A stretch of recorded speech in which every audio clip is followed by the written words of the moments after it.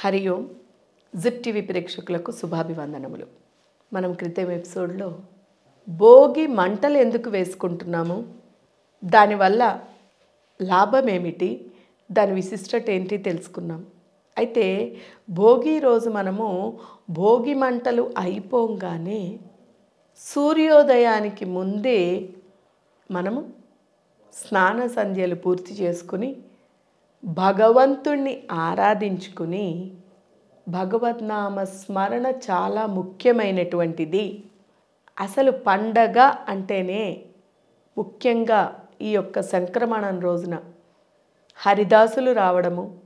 ఎందుకంటే ఇంటి ముందు చక్కగా రంగవల్లిలు, రంగురంగుల రంగవల్లిలతో కళకళలాడుతూ, ఇంటి నిండా జనాలతోని కళకళలాడుతూ ఉంటుంది. పిల్లలతో పెద్దలతో పిండి వంటలతో అలరారిపోతూ ఉంటుంది ఆ ఇల్లు. ఆ సమయంలో ఒక్కొక్కరు స్నానం సంధ్యలు కానిచ్చుకొని భగవంతుడికి, ముఖ్యంగా మన భారతీయులలో చాలా మటుకు చాలామంది నమ్మేటువంటిది ఏంటంటే ప్రత్యక్ష దైవం ఎవరయ్యా అంటే సూర్యభగవానుడు. అందుకోసము మనం అక్కడ వేసినటువంటి భోగి మంటల సాక్షిగా, భోగి మంటల ద్వారా అందులోని దక్షిణాయనం పూర్తయితోంది. సూర్యుడు దూరంగా ఉన్నాడు.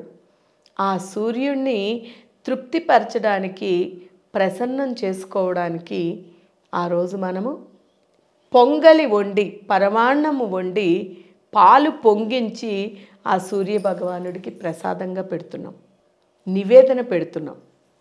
దీనివల్ల సూర్యభగవానుడు ఆనందించడంతో పాటు మనందరినీ కరుణిస్తాడు. అలాగే దక్షిణాయనం అనేసరికి దేవతలు అందరూ కూడా నిదురించే సమయం, రాత్రి సమయం. అంటే భోగి రోజుతోని దేవతల యొక్క రాత్రి సమయం పూర్తి అయ్యి సంక్రమణం రోజు నుంచి వారికి పగలు సమయం ఉంటుంది. అంటే రాత్రి సమయం, చివరి సమయం అనేసరికి మనకి చూడండి, రాత్రి గడుస్తూ ఉండే కొద్దీ 1-2 అర్ధరాత్రి 1-2 వచ్చిందంటే మరునాడు వచ్చేసినట్టే మనం భావిస్తూ ఉంటాం. ఇంచుమించి భోగి అనేసరికి మనకి అదే సమయం అవుతుంది. అందుకోసమనే దేవతలని, అలాగే సూర్య భగవానుణ్ణి ముఖ్యంగా ఆనందింపజేయడం కోసం ఆ రోజు మనము పరమాన్నం చేసి నివేదన పెడుతున్నాం. అలాగే ఇది పీడ దినాలని కొన్ని ప్రాంతాల్లో అంటూ ఉంటారు. ఈ సంక్రాంతి అంటే పెద్దల పండగలు, పీడ దినాలు అంటూ ఉంటారు. పెద్దల పండగ అనేటువంటిది ఎందుకు వచ్చిందంటే భోగి రోజునే, సంక్రమణం రోజున పెద్దలకి బియ్యం పెట్టుకోవడం, పెద్దలకి వంటలు చేసి పెట్టుకోవడం, ఇవన్నీ చేస్తూ ఉంటారు. కొంతమంది భోగి రోజు కూడా చేస్తూ ఉంటారు. అంటే దక్షిణాయనం నుంచి ఉత్తరాయణానికి వెళ్ళేంత వరకు మనందరికీ తెలిసినటువంటిది భీష్ములు వారు మరణశయ్యపై అక్కడ పడుకుని ఉత్తరాయణం కోసం ఎదురు చూశారు. ఉత్తరాయణ కాలంలోని కనుక ఆయన దేహాన్ని వదిలితే మంచిది అని ఉత్తరాయణం కోసం ఎదురు చూశారు. ఎందుకంటే ఉత్తరాయణంలో దేవతలకి పగలు కాబట్టి. అందుకని ఆ రోజున మనము పొంగలి చేస్తున్నాము.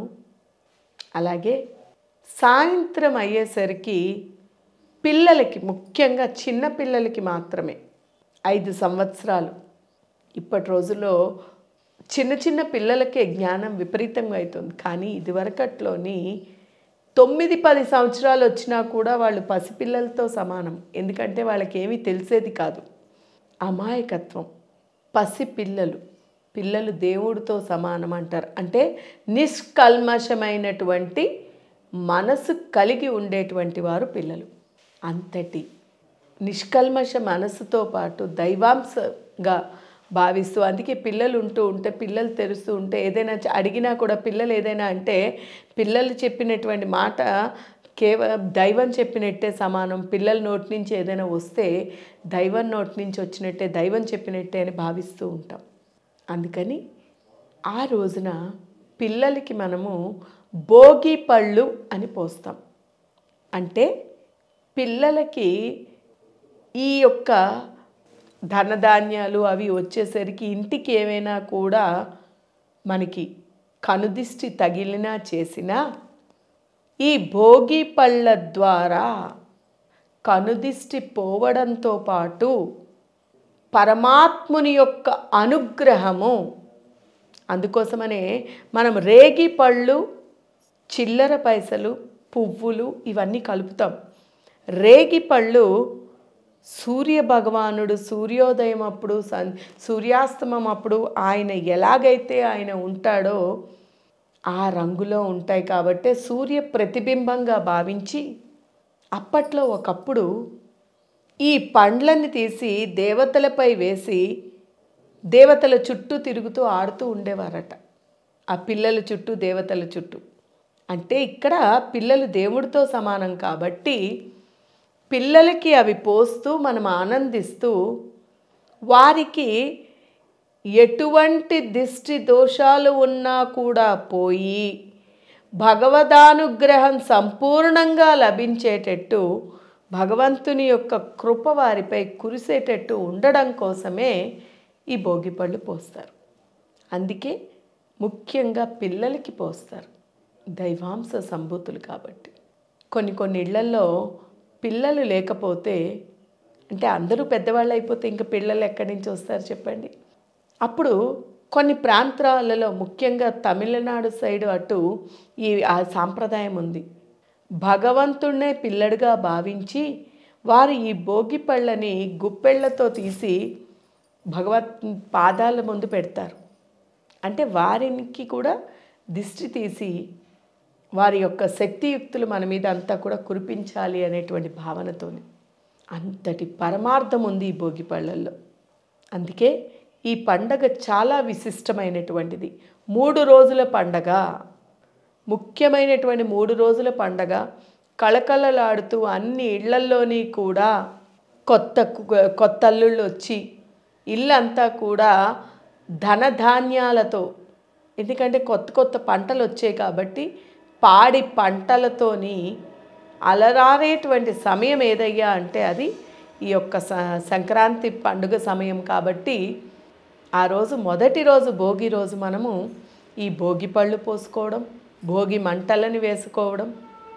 అలాగే ఆ రోజు మనకి సాయంత్రము, అంటే మనం ముందు చెప్పుకున్నాం చూడండి, ఈ యొక్క గోదాదేవి రంగనాథుడిలో లైవ్ అయిపోయిన రోజు కూడా ఆ రోజు భోగి రోజే కాబట్టి వైష్ణవాలయాల్లోని కొన్ని ప్రాంతాలలోని సాయంత్రం సమయం, సంధ్యా సమయంలోని గోదా కళ్యాణం అని ఖచ్చితంగా చేస్తారు.